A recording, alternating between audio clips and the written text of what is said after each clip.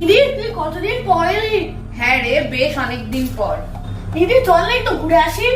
এখন কোথায় যাবি? পুরো অন্ধকার হয়ে গেছে। দিদি তো বকবে ফুচকা খাওয়ার কথা শুনলে। আরে মায়ের তো অনেক দেরি, তুই চল তো। চল তাহলে ঘুরেই আসি। ঘুরে দিদি ওটা কি? এ বাবা, ওটা কি? এই মেয়েরা, চল চল রাত্রিবেলা কোথায় যাচ্ছিস?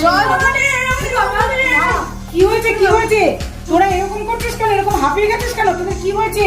ফুলতলায় ভূত মা, ফুলতলায় ভূত। হ্যাঁ তলায় ভূত। হ্যাঁ আমি ঠিকই বলছে, ফুলতলায় ভূত দাঁড়িয়েছিল। আমরা ফুচকা খেতে যাচ্ছিলাম, পারিনি, আমরা ঘুরে চলে এসেছি। কেমন ভূত? সাদা কি একটা পরে।